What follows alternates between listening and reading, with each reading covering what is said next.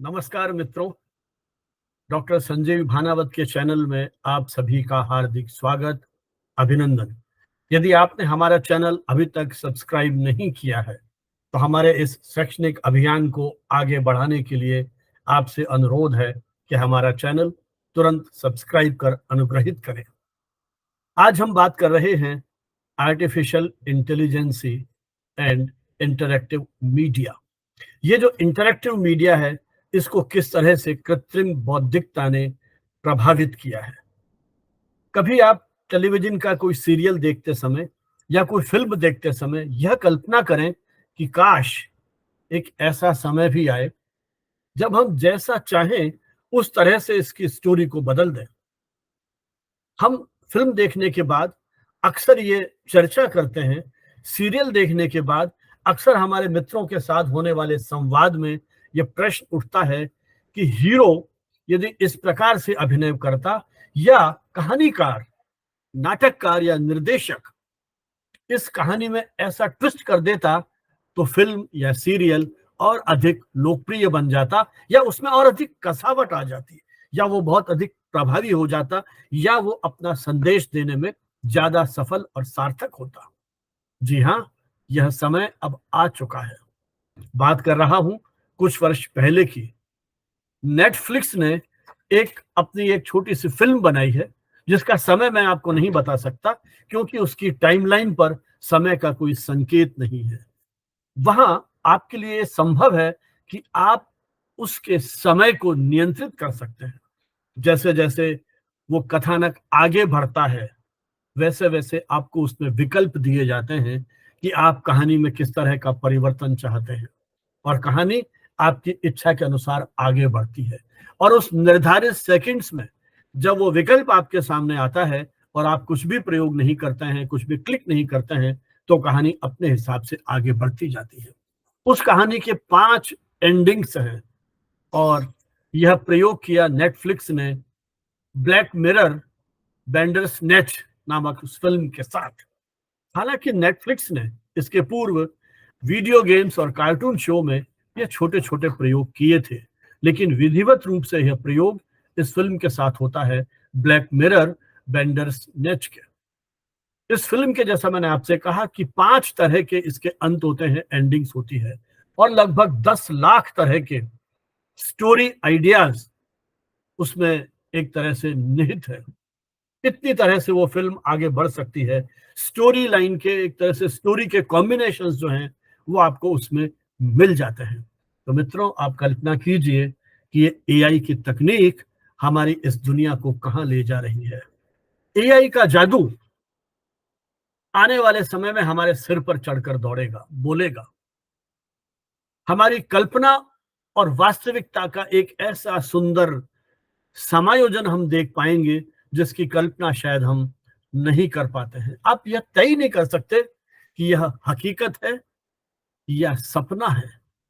AI आपको ऐसी चमत्कारिक दुनिया में ले जाएगा जहां आपकी सोच के हिसाब से, या कहूं कि आपकी सोच के आगे भी कोई संभावनाएं बन सकती है। ये चमत्कार है इस कृत्रिम बौद्धिकता का।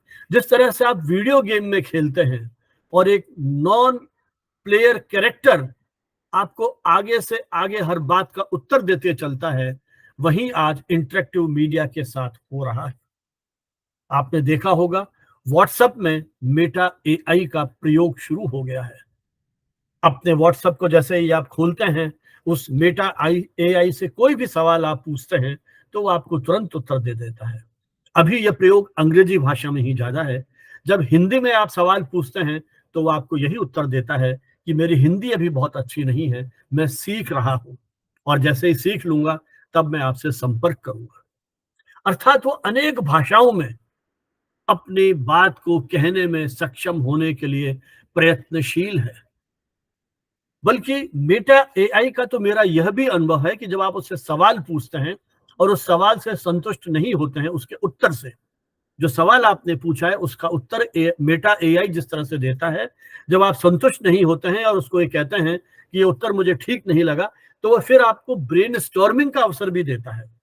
वो स्वयं आपके सामने बहुत सारे विकल्प प्रस्तुत करता है और आपसे पूछता है कि आप मुझे स्पेसिफिक तरीके से बताइए कि आप क्या चाहते हैं। आपके फोटो के अवतार बना सकता है। ऐसा भी होता है कि वो अवतार आपका नहीं है, आपकी फोटो गैलरी में कोई और फोटो को आधार बना करके उसने अवतार बना दिया, और जब आप उससे कहते हैं कि यह आपका अवतार नहीं है, तो वो आपसे फिर प्रश्न पूछता है कि आप ये बताएं कि आपका फेस किस तरह का है, आपकी आईज किस तरह की है। और एक तरह से जब आप उसको अपने फीचर्स के बारे में जानकारी देंगे, तो वो अपनी कल्पना से आपका अवतार बना देगा, लोगो बना देगा। ये प्रयोग कर रहा है, तो आप कल्पना कीजिए आने वाले समय में किस तरह से यह इंटरेक्टिव मीडिया आपको एक वैयक्तिक अनुभव की दुनिया में ले जाएगा। जब आप इससे संवाद करते हैं, तो एक पर्सनलाइज्ड फीलिंग जिस तरह से होती है, वो एक अद्भुत अनुभूति है। तो ये जो दौर आ रहा है, उसमें कृत्रिम बौद्धिकता एक तरह से आपके पूरे सोच को, चिंतन को एक तरह से ग्रस लेगी। जो आप सोच रहे हैं, उसी के हिसाब से कंटेंट तैयार हो रहा है। रियल टाइम कंटेंट तैयार करने की क्षमता आज इंटरेक्टिव मीडिया में आ गई है। आर्टिफिशियल इंटेलिजेंस या कृत्रिम बौद्धिकता का दौर, मुझे लगता है कि सामाजिक संबंधों का, सामाजिक संपर्कों का एक नया आयाम बनता जा रहा है। यह भी होने जा रहा है कि जब आप किसी मित्र के पारिवारिक समारोह में, विवाह में, अपने मित्र के बच्चों की बर्थडे में सम्मिलित नहीं हो पा रहे हैं, तो अपना आप एक वर्चुअल जो उसका रूप है, वो वहां भेज दे और वो उसमें सहभागिता कर रहा है। आने वाला समय इसी एआई के आधार पर एक ऐसी दुनिया में हमें ले जाएगा जहां मिश्रित तरह की फीलिंग्स होंगी। आज एक अखबार में खबर छपी है कि एक रोबोट ने अवसाद में आकर के आत्महत्या कर ली है। मित्रों, कल्पना कीजिए कि इस दुनिया में क्या घटित होने जा रहा है। इंसान तो इंसान, इंसान द्वारा निर्मित ये रोबोट्स भी कहीं अवसाद के शिकार हो रहे हैं। उनमें भी भावनाओं का पुट दिया जा रहा है। क्या यह भी हो सकता है कि रोबोट्स आपस में विवाह करना शुरू कर दें? जी हां, यह भी कल्पना बहुत जल्दी साकार होती चली जाएगी।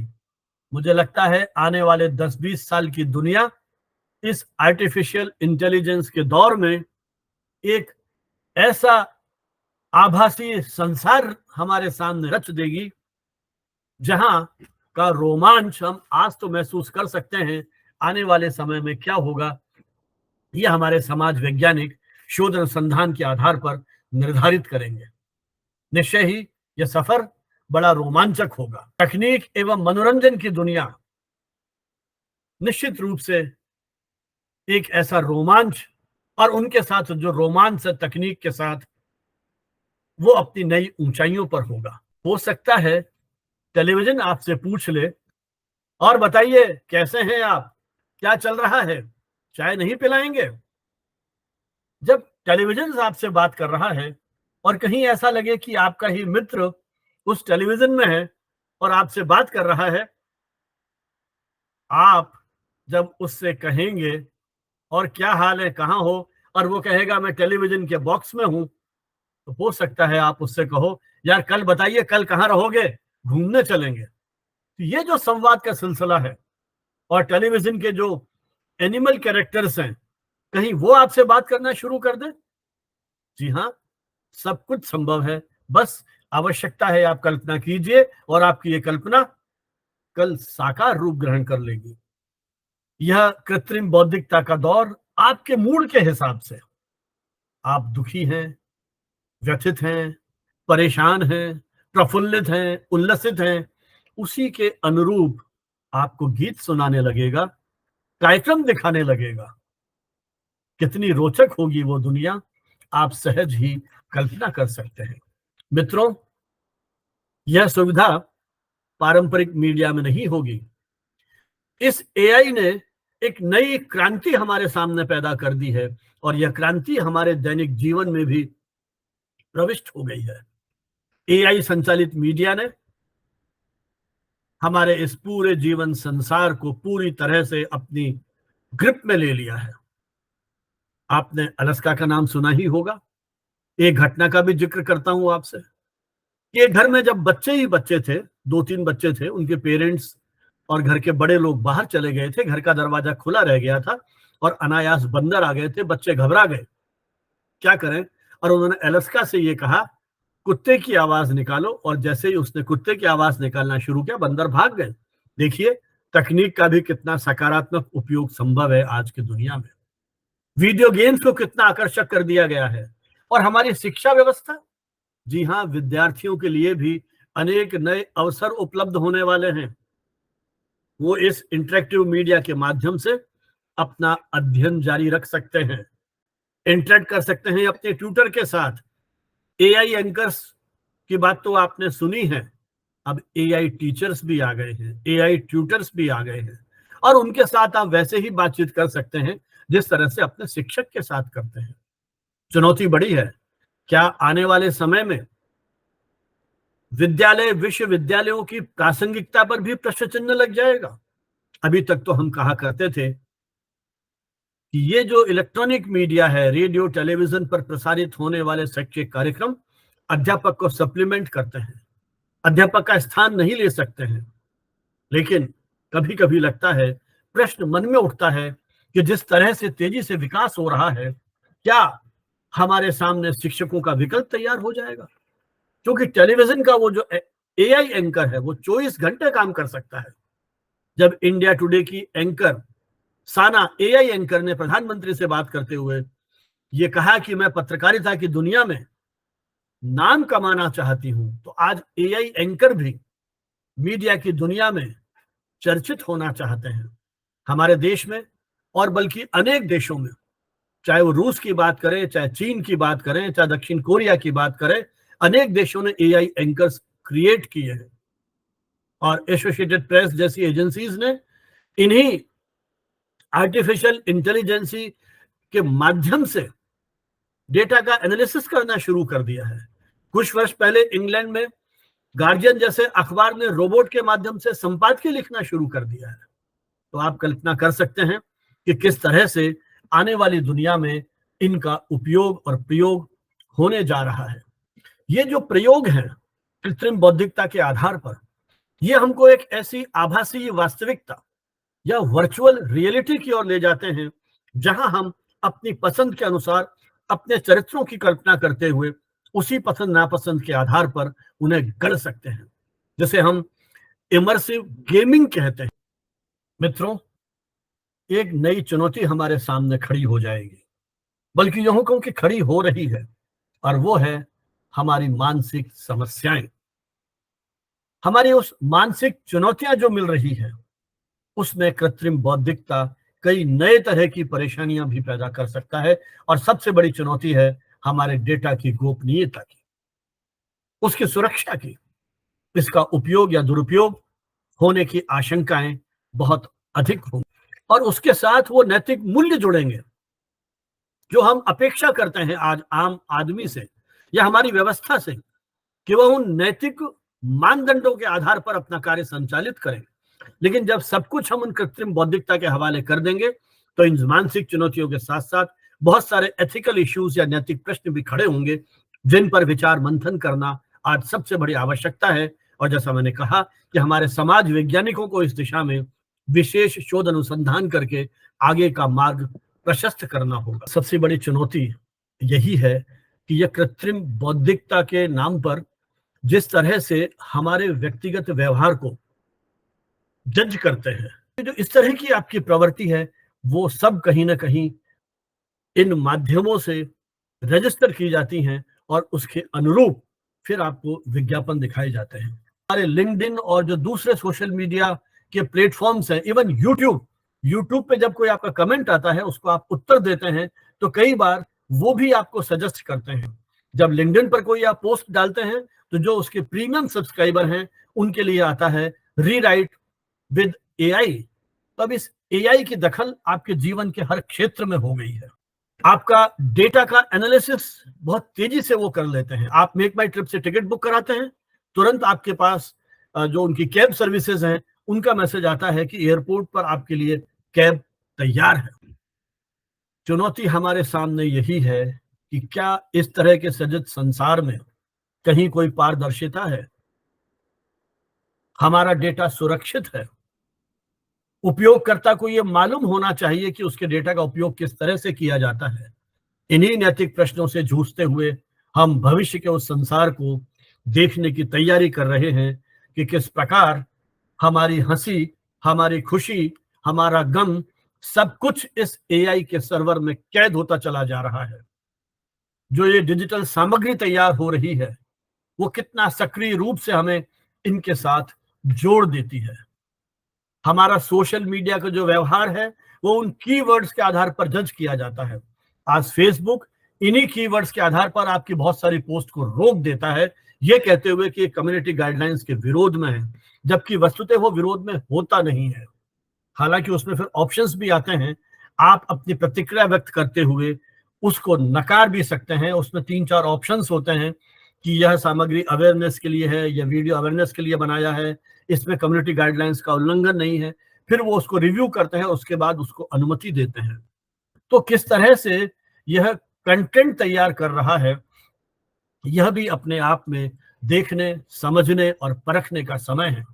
ये जो एआई या जो मशीन लर्निंग है, ये इन्हीं डेटा के आधार पर या जिस तरह से चैट जीपीटी के माध्यम आ गए हैं, ये जो लैंग्वेज मॉडल आ गए हैं, इन्होंने पूरे डेटा को तैयार करने में या जो उस डेटा की दुनिया है उसमें सेंध मारी है। गूगल में जब आप कोई कीवर्ड डालते हैं या कोई प्रश्न डालते हैं, तो आपके सामने बहुत सारे विकल्प प्रस्तुत करता है। लेकिन चैट जीपीटी जैसी जो मशीन लर्निंग है या चैट जीपीटी जैसा जो माध्यम है, आपको स्पेसिफिक क्वेश्चन का वो स्पेसिफिक जवाब देता है। तो आप कल्पना कीजिए किस तरह से हम एक नए संसार की अनुभूति यहाँ कर रहे हैं। ये सोशल मीडिया टूल्स अपने लक्षित समूह को पहचान सकने में सक्षम है और उसी के अनुरूप फिर वो अपना व्यवहार जो है या जो अपनी टेक्निक है उसको बदल सकने में सक्षम है। इस एआई की दुनिया में डीप फेक जैसी चुनौतियां भी हमारे सामने वो आ गई है। पिछले लोकसभा चुनाव में हमने देखा कि ऐसे व्यक्ति भी चुनाव प्रचार कर रहे हैं जो अब इस दुनिया में नहीं है। आप कल्पना कीजिए कि पंडित जवाहरलाल नेहरू प्रचार के लिए आ जाए या लाल बहादुर शास्त्री प्रचार के लिए आ जाएं। जी हाँ, आज ये सुविधा आ गई है कि इस तरह से ये पुराने जो हमारे नेता हैं, जो अब भौतिक रूप से इस दुनिया में नहीं है, उनकी आवाज की कॉपी करके उनके वीडियोस बनाए जा रहे हैं। क्राइम अलग तरह का आ गया है। डिजिटल अरेस्ट जिस तरह से हो रही है, साइबर क्राइम जिस तरह से हो रहे हैं, उसने हमारे सामने नई चुनौतियां खड़ी कर दी हैं। लेकिन उम्मीद की जानी चाहिए इन चुनौतियों से निपटने के लिए भी आने वाले समय में एक प्रभावी सिस्टम या व्यवस्था जो है वो बन पाएगी। प्रतीक्षा करते हैं आने वाले उस समय की, किस तरह का संसार होगा, किस तरह का रोमांच उसमें होगा और किस तरह की चुनौतियां होंगी। बस आपसे यही उम्मीद है कि आने वाले समय में इस कृत्रिम बौद्धिकता का उपयोग करते समय आप अपनी रचनात्मक कल्पनाशीलता को बनाए रखें, सावधानी से इन सब का उपयोग करें, अपनी कल्पनाशीलता को बढ़ाने के लिए, उसमें वृद्धि करने के लिए, ना कि हम इन मशीनों के गुलाम हों। तभी हमारे जीवन की सार्थकता है। आने वाला समय चुनौतीपूर्ण है। बहुत सारी नौकरियां जाएंगी तो बहुत सारी नौकरियां भी नई आएंगी, उनके रूप अलग अलग होंगे। इन्हीं शब्दों के साथ बहुत बहुत धन्यवाद, आभार। जय हिंद, जय भारत।